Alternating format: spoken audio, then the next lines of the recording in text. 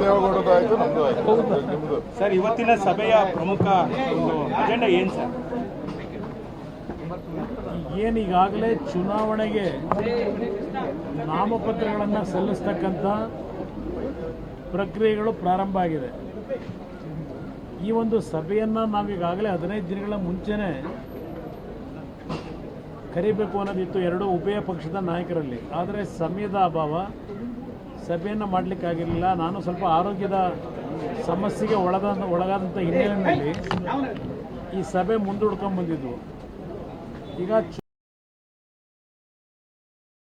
ರಾಜ್ಯ ಮಟ್ಟದ ನಾಯಕರು ವಿಶೇಷವಾಗಿ ಮತ್ತು ಕೆಳ ಹಂತದಲ್ಲಿರ್ತಕ್ಕಂಥ ಸಾಮಾನ್ಯ ಕಾರ್ಯಕರ್ತರು ಸಹ ಎರಡೂ ಪಕ್ಷದಲ್ಲೂ ವಿಶ್ವಾಸಗಳ ಮುಖಾಂತರ ಯಾವುದೇ ರೀತಿಯ ಸಮಸ್ಯೆಗಳಿಗೆ ಆಸ್ಪದ ಕೊಡದೆ ನಮ್ಮ ಗುರಿ.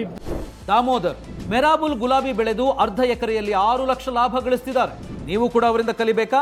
ಅವ್ರ ಜೊತೆ ವಿಡಿಯೋ ಕಾಲ್ನಲ್ಲಿ ಮಾತಾಡಬೇಕಾ? ಈಗಲೇ ಫ್ರೀಡಮ್ ಆ್ಯಪ್ ಡೌನ್ಲೋಡ್ ಮಾಡಿ. ಒಬ್ಬ ದೇಶದ ಪ್ರಧಾನಮಂತ್ರಿಗಳೇನಿದ್ದಾರೆ, ಹಿಂದುಳಿದ ನಾಯಕರಿದ್ದಾರೆ. ಅವರು ನಮ್ಮ ರಾಜ್ಯದ ಮುಖ್ಯಮಂತ್ರಿಗಳು ಭಾಳ ಚರ್ಚೆ ಮಾಡ್ತಾರೆ ಹಿಂದುಳಿದವ್ರ ಬಗ್ಗೆ, ಏನೋ ಸಾಮಾಜಿಕ ನ್ಯಾಯದ ಬಗ್ಗೆ.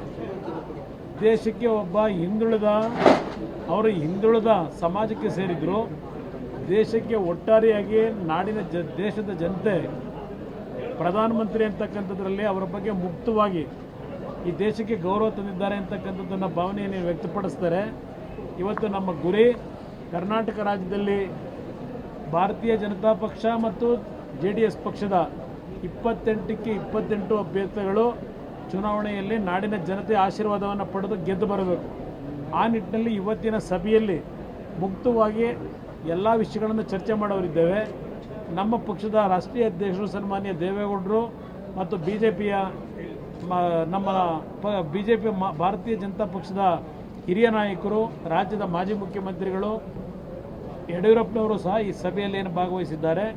ನಾವೆಲ್ಲರೂ ಇವತ್ತು ಕೂತು ಎಲ್ಲ ರೀತಿಯ ಸಂದೇಶವನ್ನು ಕಾರ್ಯಕರ್ತರಿಗೆ ಮತ್ತು ಪಕ್ಷದ ಮುಖಂಡರುಗಳಿಗೆ ಎಲ್ಲೇ ಯಾವುದೇ ರೀತಿಯ ಗೊಂದಲಕ್ಕೆ ಆಸ್ಪದ ಕೊಡದೇ ಇರತಕ್ಕಂಥ ರೀತಿಯಲ್ಲಿ ನಿಜವಾದ ಮೈತ್ರಿ ಧರ್ಮ ಅಂತಕ್ಕಂಥದ್ದು ಏನು ಅನ್ನತಕ್ಕಂಥದ್ದು ಈ ಸಭೆಯ ಮುಖಾಂತರ ರಾಜ್ಯದ ಜನತೆಗೆ ತಿಳಿಸ್ತಕ್ಕಂಥ ಒಂದು ಪ್ರಮುಖವಾದಂಥ ಮಹತ್ವವಾದಂಥ ಸಭೆ ಇದು.